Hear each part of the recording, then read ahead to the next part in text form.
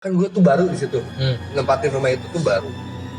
Gue ada tetangga yang ngomong, Debili, ya pak, kalau yang beli rumah ini, kalau nggak ada yang meninggal, cerai, hancur.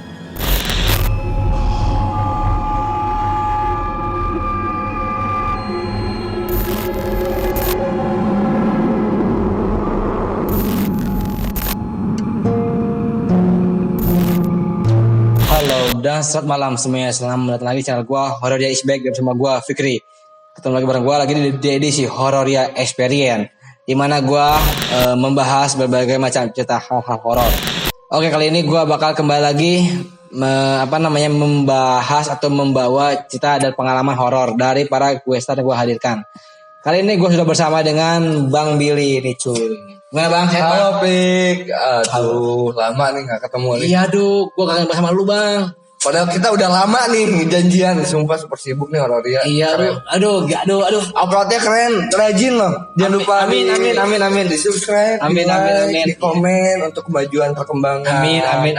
Para konten kreator orang Bandung khususnya. Iya, amin. Oke, kali ini gue bakalan Ngapain nih? Jadi gue bakal gini Bang, gue bakal gue pengen menggali cerita pengalaman horor ini tuh Bang. Dan kebetulan juga nih ya, Bang Billy ini adalah pemilik dari konten di sekitar kita. Oh iya. Jangan lupa ya subscribe channel cerita kita, karena di situ juga gue ada di sana. Oh iya ya, kemarin main ya. Iya. Oh, keren, sama Liminho siapa? Andika. Sama Liminho ya kayaknya. Liminho. Itu bayarannya maaf gila. Bisa sampai sebulan 30 hari loh guys. Bayarannya serius, mahal banget ya tuh. Sebulan 30 hari Bang. Iya serius. Iya benar. Iya lupa kemarin tuh sempat ada obrolan Fikri main mau ke sekitar kita ya, makanya alhamdulillah ya jodohnya rezekinya bisa main di Hororia. Alhamdulillah ya, akhirnya gue juga bisa ikut kontennya Bang Billy, dan Bang Billy juga bisa ikut di konten Hororia is back. Oke, kali ini gue akan menggali cerita horor dari Bang Billy. Nah, gini nih Bang, lu punya cerita atau pengalaman horor yang apa ya sekiranya ngeri banget nih Bang, yang bisa lu ceritakan di konten gue kali ini cuy? Dibilang ngeri banget enggak, dibilang enggak ngeri banget. Gue pun itu kejadian awal tahu adanya kehidupan jin dan manusia pada saat kecil. Oke. Pada kisaran umur 10 sampai 11 tahun deh. Berarti masih SD tuh? SD. Kelas mungkin sekitar kelas 5 atau kelas 6 kali ya? Kelas 4, kelas 5. Oke. 10, 11 tuh. Awalnya sih gue pun gak pernah berpikir bahwa setan, jin, cuma di TV lah. Apalagi zaman tayangan gue kan belum ada setan-setan gitu, paling Susana, Bokir. Betul. Ya, apa sih jadi lucu gitu, bukan jadi serem. Iya. Kalau buat gue pribadi ya, kayak gitu tuh tayangan gitu tuh bukan seremnya, jadi lucunya. Cuman mereka kan orang-orang seni yang luar biasa mengemas ya. Betul. Awalnya orang tua gue sempet heboh dengan adanya ular kobra di atas kepala di restoran nyokap. Dulu tuh nyokap tuh usaha. Oke. Usaha di salah satu pusat permainan Bogor, kayak Dufan lah. Kalau di Bogor tuh namanya Taman Topi. Oke. Kebayang di pusat permainan kayak gitu yang banyak orang, tiba-tiba ada ular di atas kepala di sebuah restoran. Hah? Serius? Ada ular kobra di atas kepala restoran? Di atas kepala nyokap, di atasnya. Oh, di atas kepala jadi nyokap. Jadi restoran tuh ada tiang-tiang gitu. Iya. Udah ngeliatin nyokap aja. Si ular tuh. Iya, tinggal nyantok. Oh, dan yang anehnya, ketawanya sama nyokap sendiri, bukan sama pegawai dan pengunjung lain yang ke restoran. Oke. Jadi ular kobranya tuh udah kayak ngincer gitu dari atas? Iya. Oke. Terus gimana akhirnya? Manggil security, akhirnya beres. Berselang berapa hari ada kejadian lagi, tengah restoran mau buka, ada kotoran manusia. Anjir. Dan sebelumnya nggak ada. Jadi ada tai manusia. Lagi beres-beres, tiba-tiba tengah-tengah tuh ada ngegumpah kotoran manusia. Saat itu tuh saat mau buka toko bang, mau buka resto, mau buka resto, tahu-tahu udah clean and cleaning ya, iya. Yang clear banget. Kalau resto tuh harus bersih banget. Tahu-tahu ada kotoran manusia di tengah-tengah resto dekat meja tuh. Anjir. Ya mungkin pasti ya nggak mungkin juga ya, mungkin macam masa pegawainya boker di kan nggak mungkin ya. Kayak nggak ada toilet aja gitu. Betul kayak aneh kan. Dan itu bentukannya tuh bukan kayak yang disimpan. Kayak yang keluar dari manusia aja. Langsung kayak masih panas gitu. Nggak tahu lah. Kalau kejadian tepatnya gue sekolah, akhirnya resto tutup dengan kejadian itu ya balik lagi yang dihajar tuh bukan masalah psikisnya, mungkin mentalnya nyokap gue. Jadi apa namanya? Kaget aja, shock gitu. Yeah. Kok bisa ada kejadian kayak gitu? Yeah. Berselang kemudian gue inget banget pada setelah Imlek. Gue dijemput ke sekolahan. Gue dijemput ke sekolahan. Dipikir ada apa? Biasanya kalau dijemput ke sekolahan tuh kalau nggak urusan wisata, ya keluar kota, luar pulau, luar negeri. Kalau nggak ke kampung halaman. Tapi kalau ada yang sakit. Sorry gue potong. Tapi lu Imlek masuk sekolah? Setelah Imlek. Setelah Imlek. Beberapa hari setelah Imlek, suasananya masih Imlek gitu. Oke. Gue dijemput, dulu kan zaman pager ya. Yang gue sendiri pun nggak ngerti maininnya.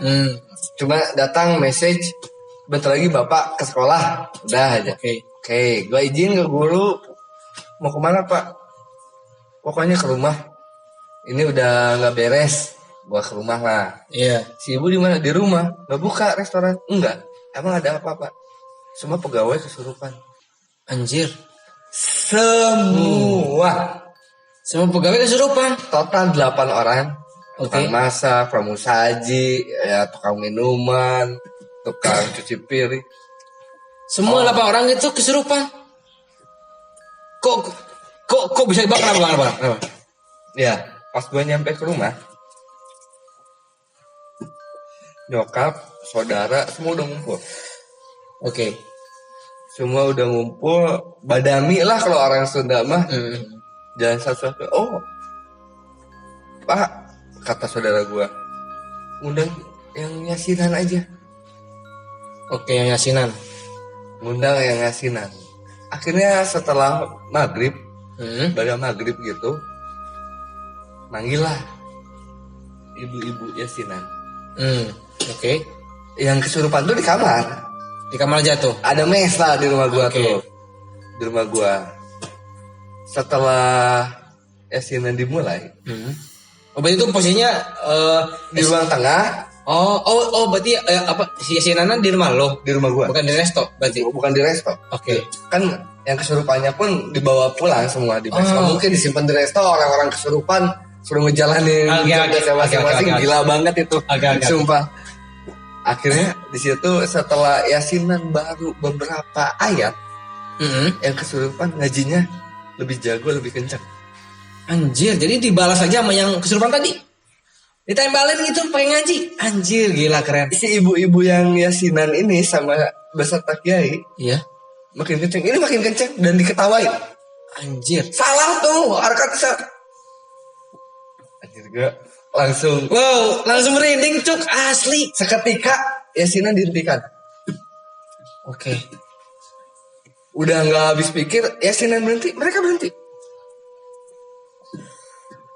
Terus selesai, kelar sama satu malam itu kelar, beres semua. Gua nggak sekolah, kegiatan bokap nggak kerja, resto nggak buka, yang kesurupan tetap berlangsung. Tetangga bilang, kan gue tuh baru di situ, nempatin rumah itu tuh baru. Gue ada tetangga yang ngomong, Debili, ya pak, kalau yang beli rumah ini, kalau nggak ada yang meninggal, cerai, hancur. Anjir. Jadi kata tetangga itu mitosnya rumah itu tuh kutukan. Anjir, ngeri. Yang pertama, yang meninggal anjir. Anjir langsung dong cuk, Yang meninggal udah. Kejadian di rumah itu. Itu siapa yang meninggal berarti? Anak yang punya rumah, masih bayi. Anjir. Dan dikubur tepat di depan rumah. Yang jadi pagar masuk ke rumah. Di terasnya? Fuck off. Dulunya kan nggak tahu ya, cuma dulunya mungkin itu tanah lapang. Akhirnya nggak digali lagi, entah. Gue pun digali lagi enggaknya. Meninggal udah kejadian. Oh berarti itu udah lama terjadi? Udah lama terjadi. Oke. Kan tiga mitos kata tetangga gue tuh. Yang kedua cerai. Oke. Yang cerai, yang kedua anaknya. Oh shit. Yang isi rumah itu cerai. Yang ketiga hancur. Pahit-pahitnya Hancur. Nah ini gue nih, keluarga gue penghuninya. Gue sampein ke orang tua. Ya namanya orang tua apaan sih mitos? Iya. Apaan sih masih percaya kayak gitu? Oke. Tapi kejadian. Hari berlanjut dan lucu loh. Gue baru ngeliat yang kesurupan, serem gak serem? Mereka hidup normal. Yang kesehariannya saja. Waktunya sholat. Hah? Anjir. Yang yasinan aja mereka makin kenceng. Enggak, sorry. Gua agak mundur dikit ya. Waktu bokap lu ngomong waktu lu tadi sekolah, kalau pegawainya itu semuanya pada kesurupan. Nah, itu tahu kesurupan dari mana, Bang? Aneh. Emangnya contohnya apa, Bang? Aneh contohnya. Oh, yang paling aneh ada salah satu orang, gua nggak bisa nyebut namanya, gua nggak tahu keberadaannya sekarang masih ada atau enggak. Di Hapunten. Dia nggak hamil, tapi perutnya hamil kayak 8 bulan. Anjing, goblok, ngeri. Wah, tai masih mendering cuk, asli. Wah, anjir. Toto hamil. What the fuck? Orang hamil. Padahal dia hamil. Padahal dia aslinya gak hamil. Bah gadis. Toto bunting. Anjir. Bunting enggaknya nggak tahu, perutnya membesar. Tapi sekelas kayak orang bunting. Iya. Shit. Anjir. Diawali ada pegawai yang pingsan terus teriak-teriak. Oke. Awalnya dari situ. Dan ngerembet tuh kayak serentak kayak 1, 2, 3 kesurupan tuh. Oh berarti kayak domino gitu ya? Iya domino. Anjir. Akhirnya dibawa pulang semua, dievakuasi, balik ke rumah. Yasinan itu karakternya beda-beda. Ada yang coret-coret di tembok, nulis silsilah keluarganya. Anjir aneh banget sih. Ada yang puisi-puisi. Sampai gue ingat banget ya dulu karena didikan agamanya kuat ya. Iya. Orang tua tuh sholat maghrib sebelah gue yang ketawa-ketiwi yang bukan suaranya. Suaranya beda. Ketawa-ketiwi. Okay. Yang hamil di kamar tiduran. Aduh. Yang sajak ada. Gue rakaat pertama apa kedua? Mabret. Dasar anak kecil. Oke. Jadi langsung kabur aja udah. Kabur. Orang tua gue tuh yang malah fokus sama masalahnya. Bukan sama solusinya. Oke. Oh yang nyari dukun lah yang datang. Diajakin berantem dukunnya. Jadi intinya nyokap lu tuh udah keganggu lah. Oke. Yang biasanya seingat gue dulu tuh kalau catering pesanan orderan kayak bank nasional, bank besar 15.000 box sehari. Anjir. Kali itu duit 15.000 box sehari. Ya, cabang lu kebayang dari OB sampai ke atas kalau meeting kan. Anjir. Iya. Kurang. Iya. Wow. Dan itu pusat hiburan Dufanya Bogor. Oke. Kesini segala cara dilakuin. Mau dukun, mau orang pintar ngakunya, mau ilmu putih ngomongnya, mental. Semuanya nggak ada yang berhasil. Dan lu tahu dari 8 orang itu mintanya apa? Apa? Nyokap gua. Minta nyokap lu. Untuk apa anjir? Gak tahu maksud dan kemaksudannya untuk apa. Shit. Intinya si orang-orang yang kesurupan ini mereka pengen nyokap lu. Ketika ya ngobrol sama orang pintar, ngobrol berinteraksi, disuruh siapa nggak jawab, disuruh ini nggak jawab, terus ditanya maunya apa, langsung nunjuk ke nyokap lu. Shit. Gue nggak akan pernah bisa lupain itu. Gempanya mungkin satu kelurahan kali rumah gue tuh udah kayak rumah pesugihan yang kesurupannya 8 orang. Udah kayak ini kalau di film mah udah kayak pengadil setan aja. Iya. 8 orang loh. Anjir. Yang waras cuma 3-an. Anjing merinding bangsa, sumpah ini mah geblek. Udah kayak pengabdi setan anjir. Wow. Hari demi hari seperti itu. Yang hamil kempes, hamil. Hamil kempes. Wah. Yang teriak-teriak almarhum bapak ibunya dipanggilin terus ada. Yang coret-coret di tembok kayak nulis syair ada. Intinya kelakuannya aneh-aneh lah ya bang. Aneh-aneh. Cuman ketika ada emak gua, mereka diam, fokusnya ke nyokap. Oke. Ngeganggu enggak, mencengkeram enggak, tapi pandangan tuh tajam semua ke nyokap. Kayak ngeliatin gitu, Iya, kayak gitu. Anjir Gila nambah deh. Anjir geblek sih, itu udah wah. Itu kebayang mental nyokap gua di saat itu tuh kebayang gua. Udah drop banget sih, parah sih. Makan aja udah nggak ada rasanya kali di saat itu tuh. Anjir. Itu kejadian sebulan full. Anjir. Kebayang lo ekonomi jatuhnya gimana, terbengkalainya gua sekolah gimana, kehidupan di warga gimana. Sempet kita tuh kalau malam tuh udah kayak raja tidur di hotel, kalau nggak di rumah saudara. Ya ngeri itu takutnya kita mikirnya pas tidur dicekek lah atau apa pikiran negatif itu tinggi banget. Jadi di saat para pegawai lo sedang kesurupan gitu sampai akhirnya lo jadi nomaden gitu ya istilahnya. Nomaden banget sih ya. Cuman keluarga gue berpikiran mereka manusia, mereka saudara kita, emang rata-rata saudara gitu. Oke. Jadi pagi sampai sore itu kita beli makan, berinteraksi. Tapi tiba-tiba mereka tuh suka jadi orang lain. Oh, jadi kadang-kadang dia normal. Kan gue bilang waktunya sholat mereka. Gila sih, aneh banget ya anjir. Gak make sense gitu anjir. Wow banget sumpah. Lu nyari orang kesurupan yang biasanya minta macam-macam, ini orang kesurupan sholat.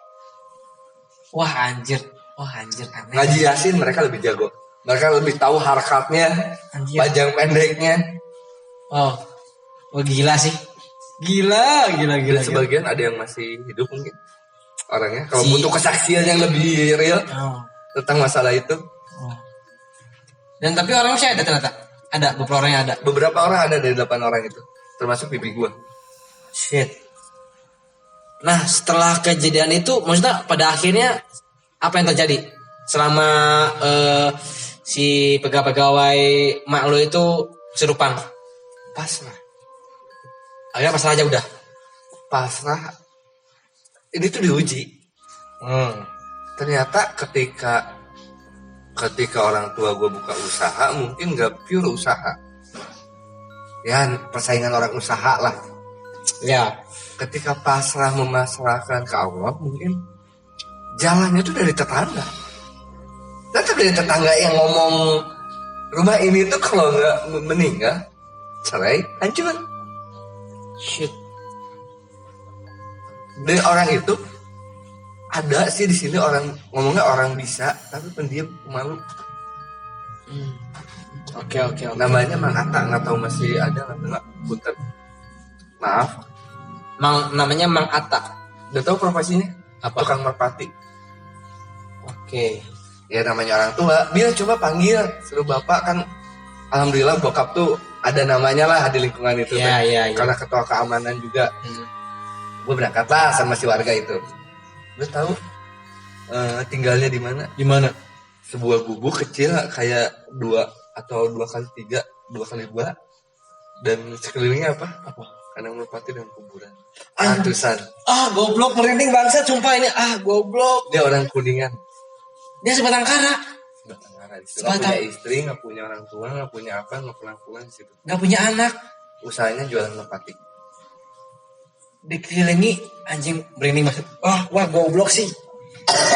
Anjir, dan dia hidup gitu bertahun-tahun gitu ya. Dengan merpati. Dengan penuh burung-burung, kandang-kandang dan kuburan. Awalnya aja gue masuk kanan kiri makan. Kandang-kandang merpati, makan, bumbu kecil rumah. Anjing ngeri. Itu udah kayak gue gak kebayang cuk. Wah gila. Ini tuh the best sih. The best ini cerita the best asli. Gua pun awalnya kaget pas dibawa warga situ. Ini orang apa orang gitu.